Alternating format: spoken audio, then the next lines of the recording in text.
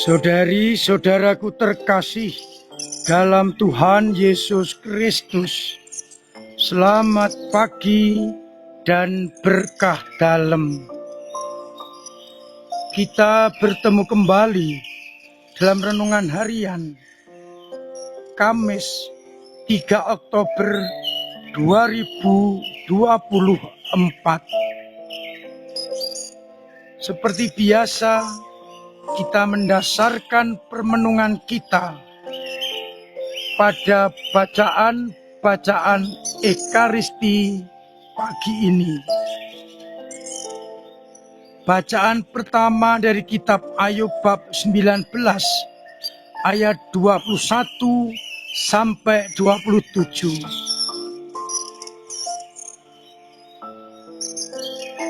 Ayub yang mendapatkan banyak tantangan, kesulitan, bahkan ejekan dari para teman-teman sahabatnya, tetap meyakini Allah yang diimani adalah Allah yang hidup dan tidak akan membiarkan anaknya sengsara. Ia tetap meyakini Allah akan membebaskan dari segala malapetaka. Sedangkan pada bacaan Injil Lukas bab 10 ayat 1 sampai 12, Yesus mengutus ke-70 muridnya pergi berdua-dua mendahului ke tempat yang hendak dikunjunginya.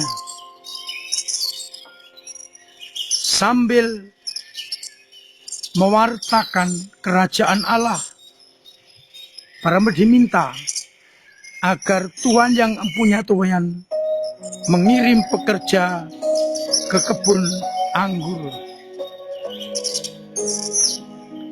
Namun Yesus mengingatkan agar para murid sadar ia diutus seperti anak domba ke tengah-tengah serigala. Juga dilarang membawa apapun, pundi-pundi, bekal atau kasut.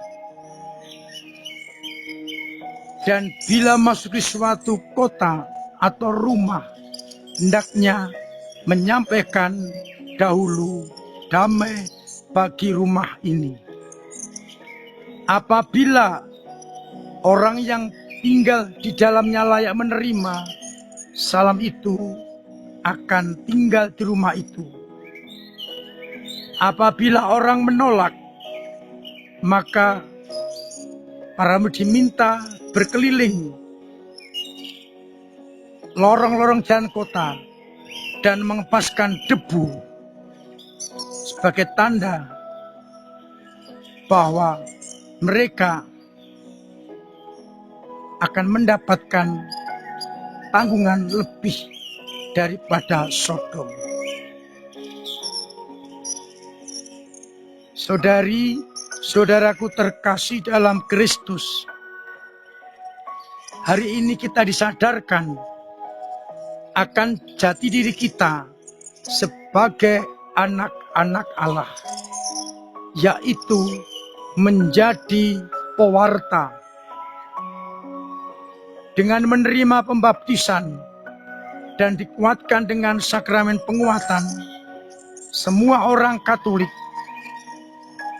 harus menyadari diri sebagai pewarta, sebagai misionaris, sebagai orang yang diutus oleh Allah. Diutus untuk mewartakan kabar sukacita.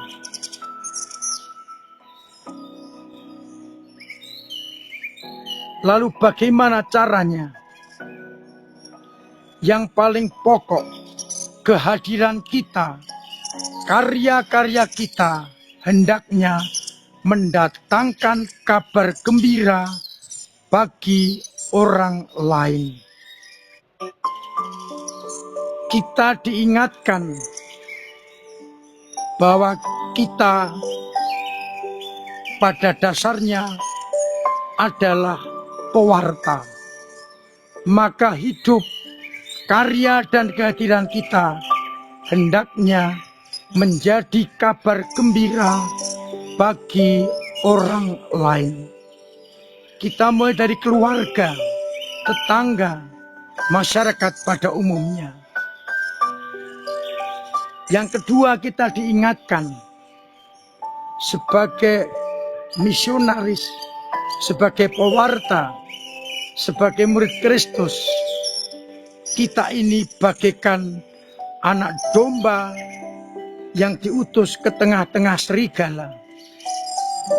Bisa dibayangkan anak domba yang tambun di antara serigala tentu akan menjadi makanan yang empuk.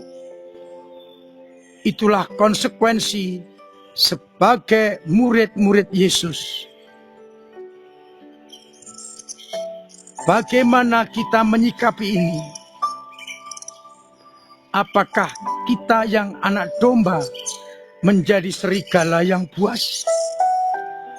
Ataukah kita menjadikan serigala-serigala itu anak domba yang jinak? Tidak mudah menghadapi tantangan itu. Namun kita berkaca pada Ayub.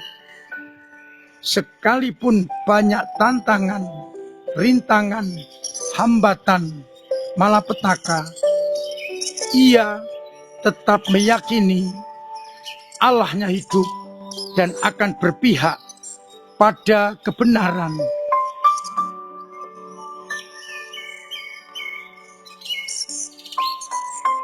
Kita mengerti konsekuensi menjadi murid-murid Kristus adalah mendapat ancaman dari serigala-serigala. Sebagai pewarta, perlu diingatkan agar tidak membawa apa-apa, sehingga mereka tergantung kepada Allah. Bila kita menghadapi tantangan kesulitan, kepada siapa kita lari? Kepada dunia ataukah kepada Allah, Sang Sumber kehidupan? Kalau kita lari kepada Sang Sumber kehidupan, kita akan mendapatkan kehidupan yang kekal. Oleh karena itu, mari kita sadari panggilan kita sebagai anak-anak Allah yang harus mewartakan kabar gembira kepada dunia, yang berarti kehadiranku menjadikan orang lain bersukacita. Dan kita juga sadar konsekuensi atas panggilan ini adalah seperti anak domba yang masuk ke tengah-tengah serigala. Tantangan, ancaman, rintangan, hambatan sudah menanti. Namun kita diajak berkaca seperti Ayub. Meskipun banyak kesulitan, kesengsaraan, malapetaka, Ayub tetap berpegang teguh pada imannya akan Allah. Semoga kita yang menyadari panggilan dengan segala konsekuensinya mampu untuk tetap berpegang teguh pada iman, karena Allah kita adalah Allah yang hidup, Allah yang akan selalu memperhatikan anak-anaknya. Mari kita wujud nyatakan hidup sebagai anak-anak Allah, mengandalkan Dia dan tetap komitmen pada iman akan Yesus Kristus, Sang Putra Allah. Tuhan memberkati kita sekalian. Amin. Marilah berdoa.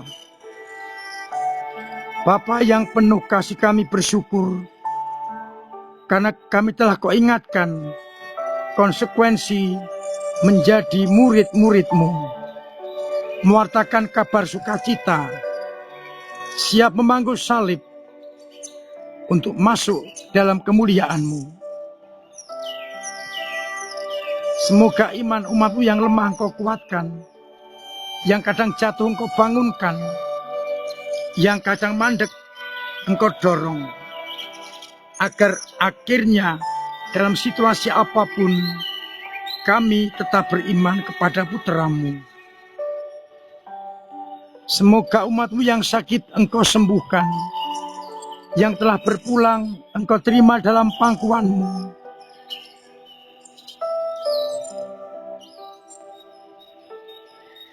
Yang mengalami banyak kesulitan Engkau bantu, Engkau ringankan. Yang punya persoalan Engkau bantu mengurai. Yang kesulitan ekonomi Engkau bantu untuk mendapatkan, dengan usahanya Kau beri keberhasilan.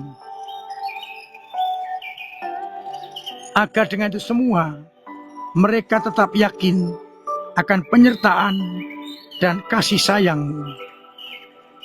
Untuk itu sertai kami dengan berkat-Mu sendiri, Bapa dan Putra dan Roh Kudus. Amin.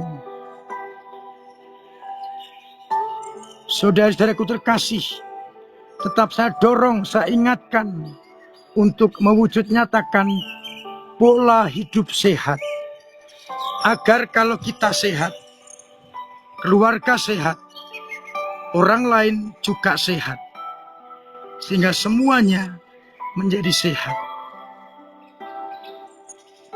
Terima kasih untuk segala peran serta panjenengan dalam menghayati kehidupan menggereja dengan doa-doa, dengan tenaga dan karya, serta dengan dana yang akan membantu gereja menghadirkan kerajaan Allah.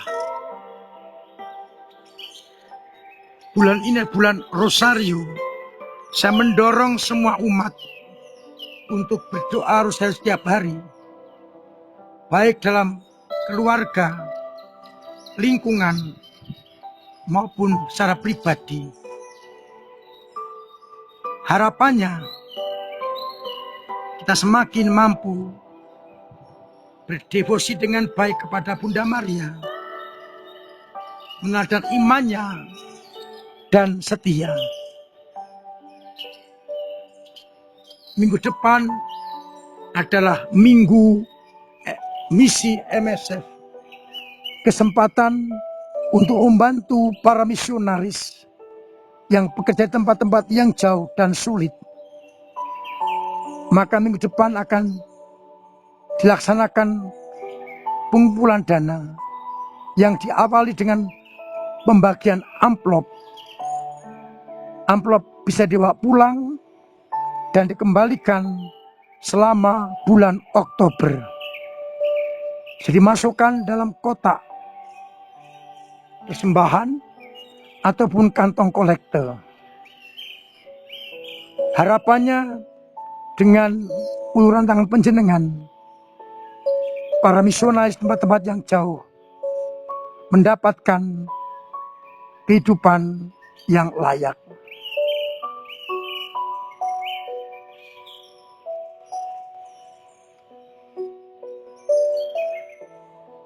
Pada tanggal 23 Oktober, ulang tahun Kefekwan Semarang dipusatkan di Kudus.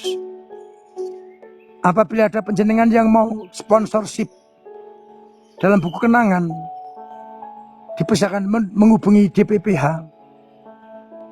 paling lambat tanggal 10 Oktober ini. Mudah-mudahan kita mampu dan mau untuk mendukung sponsorship ini untuk perayaan kevegepan kita, sekaligus mempromosikan usaha kita ataupun keluarga kita berpartisipasi. Akhirnya saya mengucapkan selamat pagi, selamat merenungkan, salam sehat, Tuhan memberkati.